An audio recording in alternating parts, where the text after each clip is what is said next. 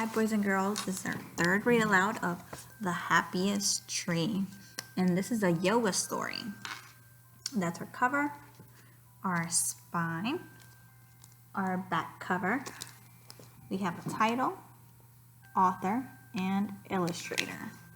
And this is by Yuma Krishnaswamy. And the pictures are illustrated by Ruth Javarin. In this third read aloud, who can tell me what happens in the book? In the story, Mina is taking yoga lessons and is nervous about being a tree in the school play. Do y'all remember that? Now, do you remember what happens on the day of play? Let's see if y'all have a good memory. The Happiest Tree.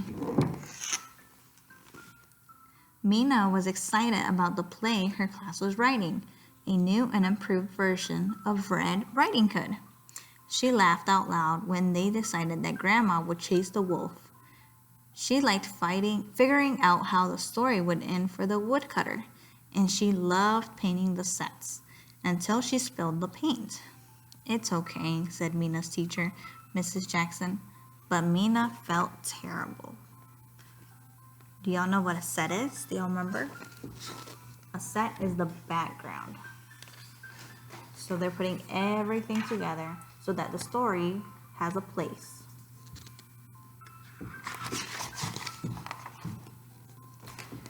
When the class chose parts, Mina pretended she wasn't interested. "Mina, everyone gets to play a part," said Mrs. Jackson. Mina shook her head. All she could say was, "I can't. I'm too clumsy." Mrs. Jackson would not take no for an answer. "Of course you can," she said. "You can be a tree. We need lots of trees in the forest." Soon it was time for the first rehearsal. Walking onto the stage, Mina hoped she wouldn't stumble. She hoped she wouldn't trip. But then she stumbled. She tripped. She almost fell. "Mina!" groaned the other trees. Mina wished she could fall right through the stage and become a disappearing tree. It looks like she's stressing out, right?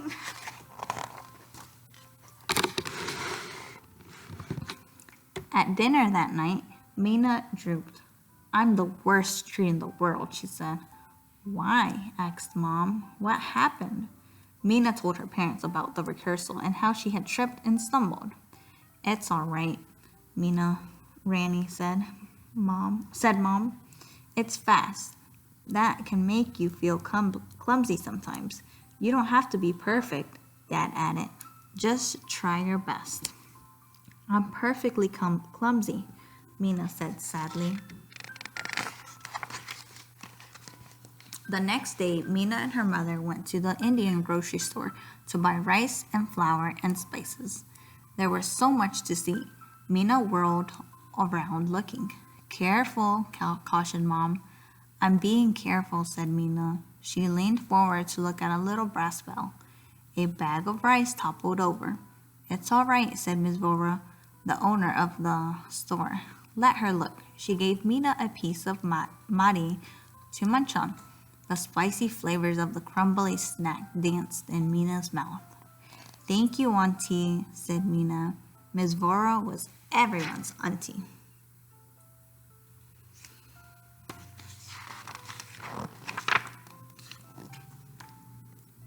Suddenly, Mina saw something that made her fall gup-chup, silent in astonishment.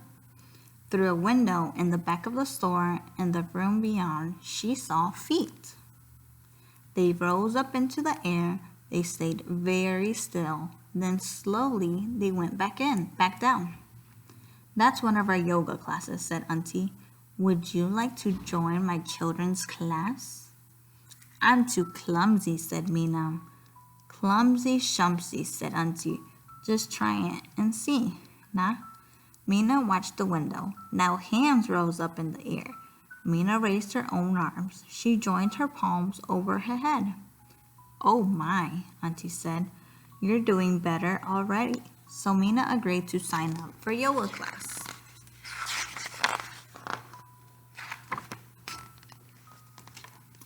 Yoga class was not easy. Mina tried her best. She breathed slowly and deeply. She stretched like a rubber band. Let's do the cat pose, said Auntie. Breathe in, arch up, breathe out, down, breathe in. Mina breathed in and out and arched her back up and down, but then she lost her balance. Her foot shot out and nearly hit the yoga cat behind her. Now the frog pose, said Auntie. Down on your knees, sit back on your feet, knees wide open, bend your body forward. Mina bent her body low, but when she tried to put her hands on the floor to rest on her lily pad, she fell over.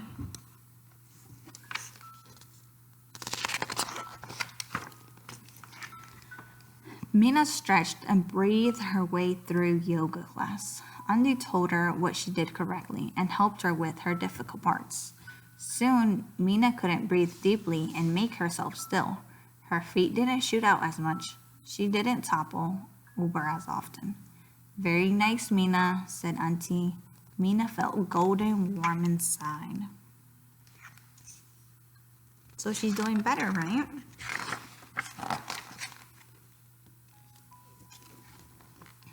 During rehearsals for Red Riding Hood, Mina tried to be still and quiet, but her feet had trouble staying rooted.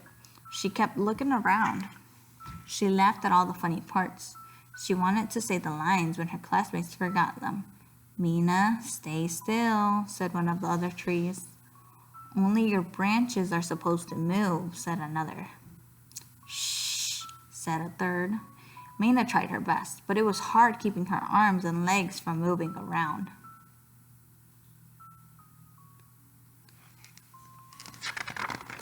What do you think's gonna happen next, guys? In yoga class, though, Mina's arms and legs learned to work in smooth, slow movements. She stretched out flat on her stomach and kept her feet together. Then she propped herself up on her arms and raised her head, turning left, then right in the cobra pose. One day, Auntie announced, we're going to try the tree pose. Oh no, cried Mina. I'm a terrible tree. Auntie looked puzzled, so Mina explained about the class play. I understand, Auntie said, but a yoga tree is different. Just take a deep breath, hold it for 2 seconds, ek, do, and let it go. Mina began to relax. She rooted her feet and raised her arms. She breathed and breathed. She calmed down. Her worries went away. Do you think it helped? It sure did. After a few weeks, Mina found it easy to breathe slowly and deeply in yoga class. One day, when all the children were sitting in the lotus pose, a thought lit up Mina's mind. I can change my body by how I feel inside, she realized. If I am quiet inside, my body will stay still. That's what yoga is really about. Mina hugged her thought to herself. It filled her with gladness. She imagined herself standing tall and still, growing roots in Red Riding Hood's forest. So is yoga helping her out? It is. What do you think's going to happen next at the play?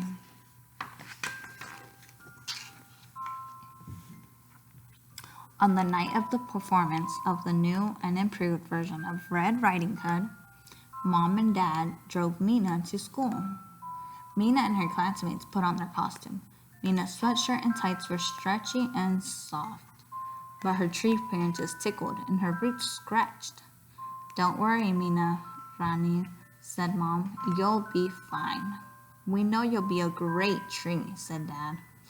On stage, everyone, Mrs. Jackson announced. It's time to start the play. Do you think she'll be quiet and still? Or do you think she's going to be clumsy and moving all around? Let's see.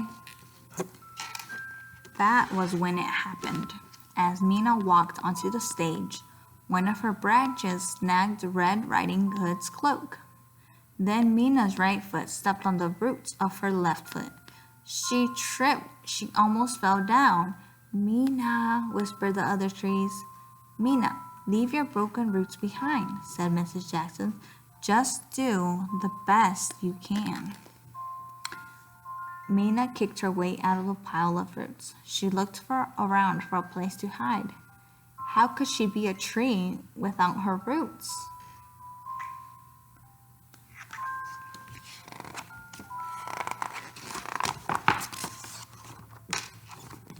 Through the curtains, Mina saw the audience gathering. She found Mom and Dad.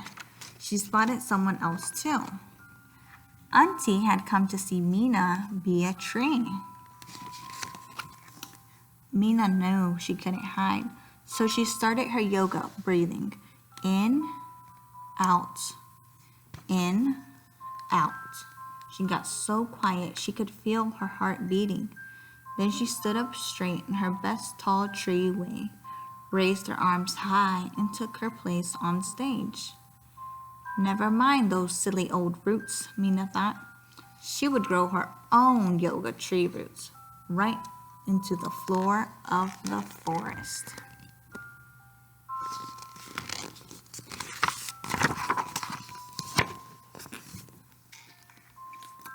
The curtains opened and the play went on.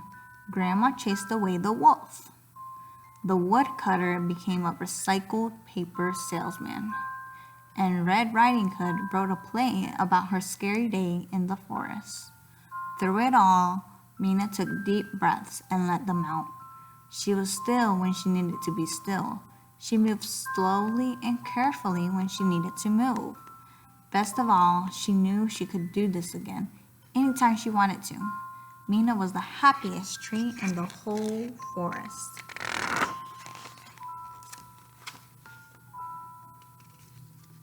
The end. And that is The Happiest Tree, a yoga story. So at the beginning, Mina did not want to have a part in the play. What else could Mina have done to participate in the play without being a tree? What do you guys think? What might have happened if Mina had fallen during the play? What would she have done? And what would you do? So I want you to think about those and let us know your answers. And I hope you liked the book, and I will see you guys next time. Bye, guys.